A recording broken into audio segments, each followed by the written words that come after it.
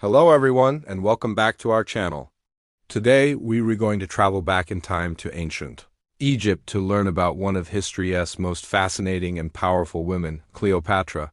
This is a perfect opportunity to improve your English listening skills while enjoying an incredible story. So sit back, relax, and let's begin our journey. Cleopatra VII was the last pharaoh of Egypt.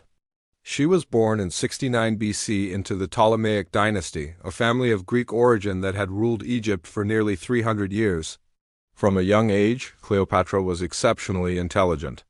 She was fluent in 9 languages, including Egyptian, which was rare for her family. Most of her ancestors only spoke Greek. This ability to speak the local language made her very popular with the Egyptian people.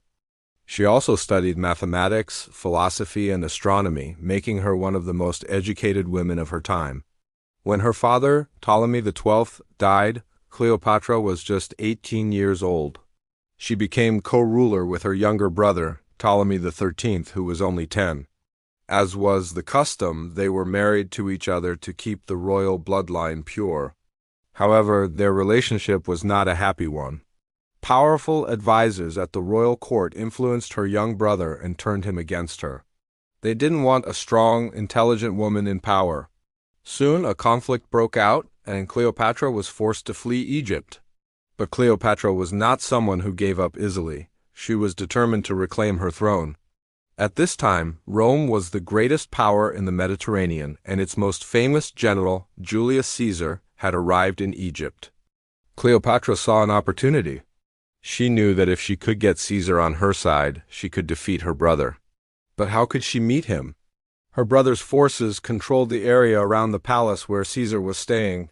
This is where one of the most famous stories about Cleopatra comes from. She had herself secretly rolled up inside a carpet. This carpet was then presented as a gift to Julius Caesar.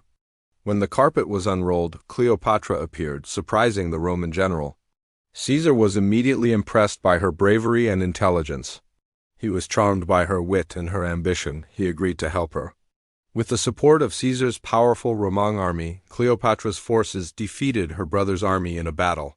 Her brother, Ptolemy XIII, drowned in the Nile River while trying to escape.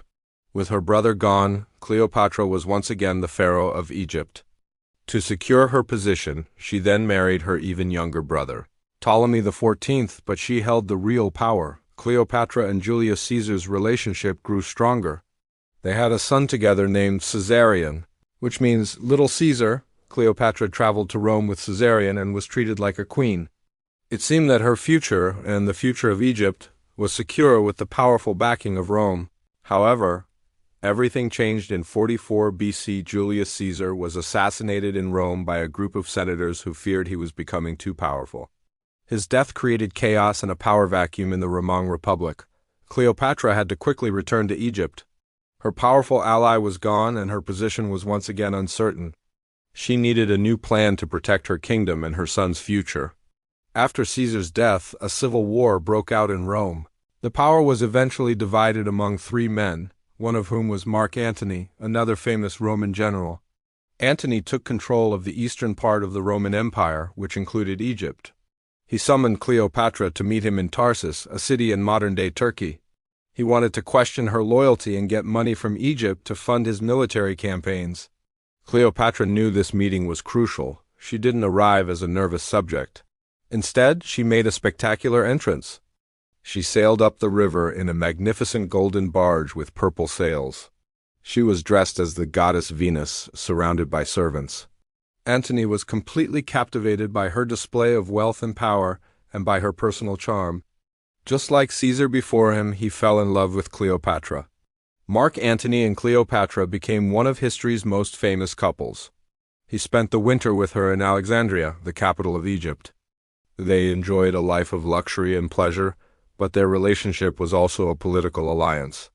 Antony needed Egypt's wealth, and Cleopatra needed Rome's military protection to keep Egypt independent.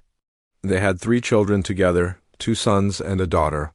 For a while, it seemed that their combined power could challenge anyone. But their relationship angered many people back in Rome, especially Antony's rival, Octavian. Octavian was Julius Caesar's adopted son and heir. He used Antony's relationship with a foreign queen as propaganda. He told the Roman people that Antony had forgotten his Roman duties and was under the spell of an Egyptian sorceress who wanted to rule Rome. The situation grew worse when Antony declared Cleopatra's son Caesarion as the true heir of Julius Caesar, which was a direct challenge to Octavian. The conflict between Octavian and Antony finally led to a great naval battle in 31 BC, known as the Battle of Actium. It was a decisive moment in history. Unfortunately for Cleopatra and Antony, the battle was a disaster. Their fleet was defeated by Octavian's more organized and effective navy.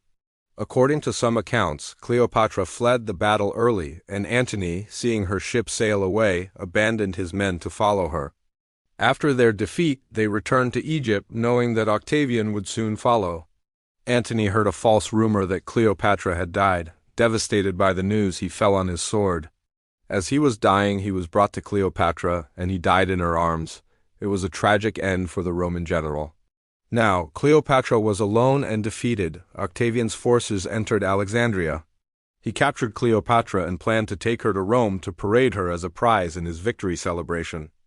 This would have been the ultimate humiliation for the proud queen of Egypt. Cleopatra would not let that happen. She wanted to die as a queen, not as a prisoner. The story of her death is as legendary as her life. It is said that she had a poisonous snake, an asp, smuggled to her in a basket of figs. She allowed the snake to bite her, and she died. With her death in 30 BC, the Ptolemaic dynasty ended after 300 years. Egypt became a province of the Roman Empire, and the age of the pharaohs was over. Cleopatra's story has captivated people for over 2,000 years. She was a brilliant and ambitious leader who used her intelligence and charm to navigate a world dominated by powerful men. She fought to protect her country's independence and left a legacy that continues to fascinate us to this day. She wasn't just a beautiful seductress, as she is often portrayed. She was a skilled politician and a powerful ruler in her own right. Thank you so much for joining me to learn about the incredible life of Cleopatra.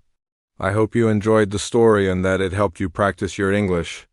If you found this video helpful, please give it a thumbs up and subscribe to our channel for more stories to help you learn English. Don't forget to hit the notification bell so you won't miss our next video. See you next time.